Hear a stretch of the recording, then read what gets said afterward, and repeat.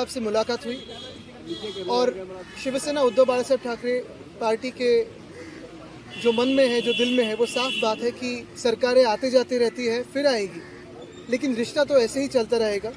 और यही कहने हम आए थे। उन्होंने जो पिछले 10 सालों में दिल्ली में जो काम किया है वो सारी जनता जानती है। ये जो चुनाव हुआ उसमें चुनाव का बहुत बड़ा हाथ था, आशीर्वाद था, और भाजपा ने चुनाव आयोग के तो आभार मानने ही ज़रूरी है।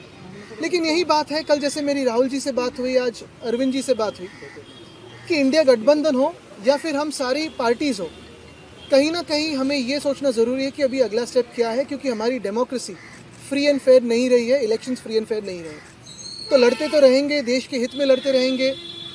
आपकी आवाज़ हो, मीडिया की आवाज़ हो, जनता की आवाज़ हो तो उठाते रहेंगे, और जो भी देश के अच्छे का हो, सड़क पे उतरना हो, लड़ना हो तो लड़ते रहेंगे। बस यही था।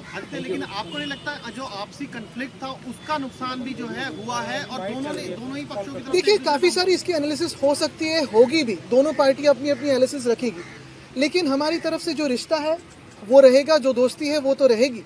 इसके आगे मैं कहना चाहता हूँ कि जो काफ़ी सारी जगहों में वोट्स काटे गए थे, जो वोट्स डिलीट हुए थे, उस पर भी कभी ना कभी विचार करना ज़रूरी है, क्योंकि वो वोटिंग का अधिकार लोगों से छीना गया था, वो चुनाव आयोग ने छीना है, तो उस पर भी विचार विमर्श होना ज़रूरी है। आदित्य जी, क्या इस इशू पे वोटर डिलीशन एडिशन पे आपकी कोई चर्चा हुई दिल्ली महाराष्ट्र दोनों को लेके? देखिए, आज तो कर्टसी कॉल था, आज तो यही कहने आए थे कि रिश्ता तो ये जारी रहेगा।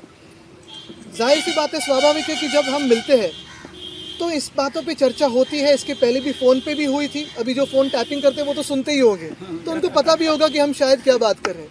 लेकिन हमने ये भी कहा है कि इस पर स्टडी करके जो हम प्रश्न चिन्ह उठा रहे हैं, जैसे महाराष्ट्र में 47 लाख वोटर्स कहाँ से बढ़े हैं, 76 लाख वोट्स आखिरी समय के बाद किसने वोटिंग किया है, इसकी कोई वीडियो फुटेज है क्या, टोकन्स है क्या? चुनाव आयोग इस पर बात करने के लिए बिल्कुल तैयार नहीं है। और ये सारी बातें अगर आप देखें तो हरियाणा हो, उड़ीसा हो, दिल्ली हो, मध्य प्रदेश हो, महाराष्ट्र हो, सारी जगह कॉमन है, ये एक पैटर्न दिखने लगा है। तो हमारे देश में आज फ्री एंड फेयर इलेक्शंस होते नहीं है, इसी का ये सबूत है। सर, कैसे टैकल करेंगे सिचुएशन को? अगर आप आरोप इलेक्शन कमीशन पे लगा रहे हैं तो फिर टैकल कैसे करेंगे, क्योंकि वही मेन बॉडी है? तो टैकल करने के लिए तो हम साथ में हैं और लड़ेंगे, क्योंकि ये देश हित की बात है।